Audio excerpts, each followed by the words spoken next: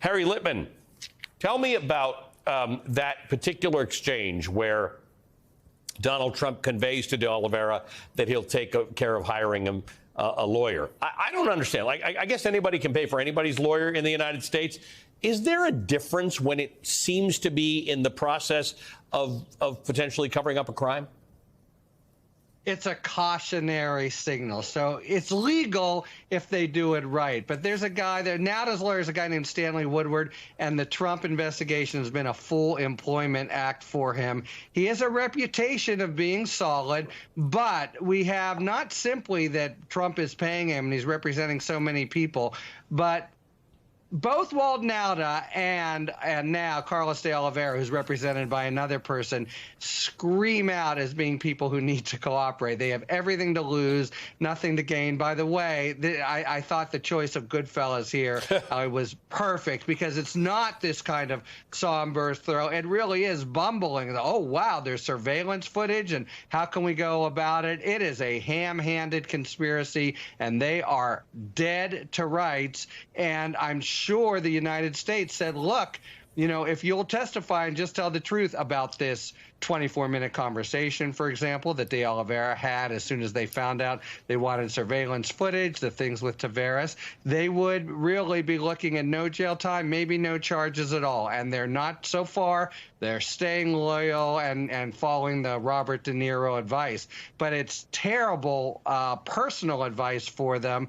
And you have to imagine that a lawyer, it's technically possible, but you just wonder, are they giving them the full advice in their self-interest? Because it doesn't point in the direction that they currently seem to be pursuing. Peter, what is that? Is it loyalty? Is it fealty? Is it fear? Is it hope that Donald Trump gets reelected and either hires them or pardons them if something happens? Is it the idea, and you must have experienced this in your FBI days, that some of these low-level people can't afford the kind of lawyers you need when the federal government comes at you? What keeps De Oliveira and Nauta and Trump employee 4 and Trump employee 5 on one side of this issue as opposed to the other, if there seems to be awareness that a crime was committed by their boss and that they weren't central to the operation?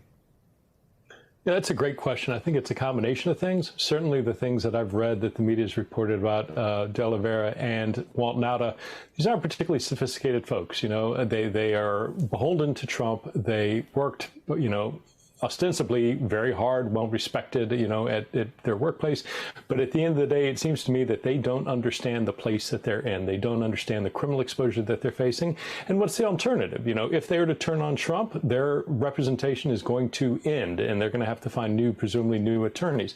If they do that, where are they going to work? They're going to be shut out of Trump world. And at the end of the day, the other thing that's really critically important, you know, we joke a little bit about how much this looks like the mob and organized crime or large drug enterprises, but in my experience, at least major organized crime families typically have some sort of a code of honor. Donald Trump has absolutely no code of honor. There's nothing there that is going to tie him to their interests other than to the extent that they're going to be able to continue to parrot the party line and ultimately do whatever it takes to protect Donald Trump. So I think they're in over their head. I worry that they are getting very poor advice from their attorneys. I worry that there's nobody around them amongst their friends or their family who is savvy enough and educated enough to really be able to tell them just how bad a spot they're in and show them that really right now you've got two options. One is to try and cut a deal with the government, or two, you can follow Donald Trump to jail. And I really, reading the superseding indictment, it is a strong case, and I think both of them have extraordinary peril. Harry, let me just ask you this, though. In the case of these guys, Nauta, De Oliveira, number 4, number 5, does the law, does the public, does the system of justice care all that much? Because we don't necessarily believe that their motivations may have been criminal. Their motivations may have been loyalty to the guy who employs them. Is the hope here, is the thinking on the part of prosecutors that at some point they'll get better advice and they will turn around? Yes, that's the initial thinking. And it's also when they went to him, they said at some point, you know, Jack Smith played hardball. Look, you're going to cooperate. Here's the deal. And if you don't, we're bringing charges and we're bringing them tomorrow. And when a guy like Smith says that, he has to follow through. But the system does care in this sense, Ali. They are clearly part of a criminal conspiracy to obstruct justice. It doesn't matter why they did it. It doesn't matter if they wanted to be loyal. And by the way, they plainly knew it, right? They're having little covert meetings in a little storage tunnel and trying to find out where the surveillance cameras are and the like. So conspiracy, they agreed to do something unlawful and did something in furtherance of it. Did they agree? Oh, yeah. They agreed to try to keep the surveillance cameras from coming to the light of day. They agreed that the boss wanted them deleted. It doesn't matter if they're acting out of loyalty unless a judge down the line eventually says, here's a reason why I'll cut you a break. Although I think other judges would say that makes you all the more dangerous and I'm not cutting you a break.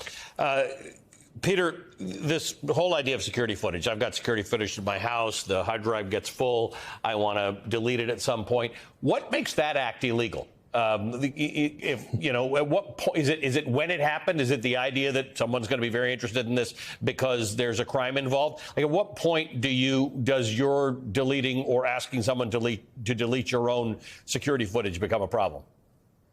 I think it becomes a problem the minute you understand that there's somebody in the government who's interested in it. And in this case, we had both the timing is striking, right? I mean, the Department of Justice sends a draft subpoena to one of Trump's attorneys, and the next day, Trump begins having conversations about, with some of his co-conspirators. We don't know about what, but then we shortly thereafter see the issuance of a subpoena. And then after that, we see, Walt Nauta and, kind of walking around the tunnels with a flashlight looking to see where the cameras are. So the minute you know that the government is interested and intends on issuing a subpoena, and then let alone issues that subpoena, you can't go destroying the material that's demanded. I mean, that's textbook obstruction of justice. And that's the extraordinary thing, is how broad this obstructive activity is. He's trying to destroy servers. He's trying to tell his attorney to pluck classified documents out of boxes. He's moving boxes to screw up inventories. He's trying to get his attorneys to get bogus inventories. He's trying, he's promising legal representation.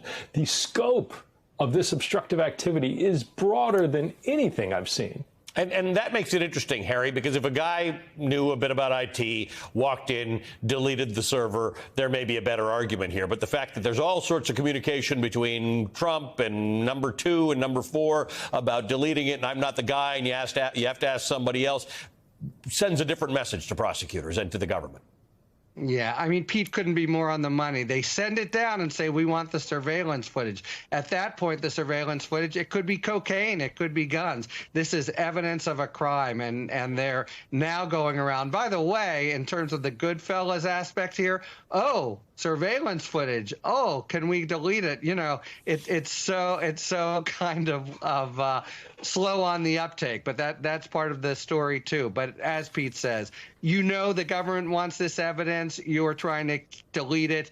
Classic obstruction. Peter, this was supposed to be a case that was heard this year. It's been pushed back in large part because there are a lot of documents here. And even with a lot of documents, some of them are classified, so they can't just be emailed around and everybody can't watch it. Donald Trump doesn't like this idea. He wants to be able to review these documents on his own or with his lawyers, not in a secure facility. What does that tell you? I mean, does he just not get the seriousness of this thing? Well, that's an absurd request on its face. And there is, one, no precedent for any other defendant in a case involving classified information to be able to review and discuss that classified information outside of a SCIF.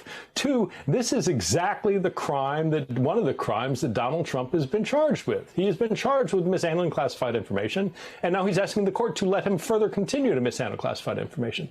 So, whether or not, I'm certain his attorneys told him not to ask for that. It was in the request to the court.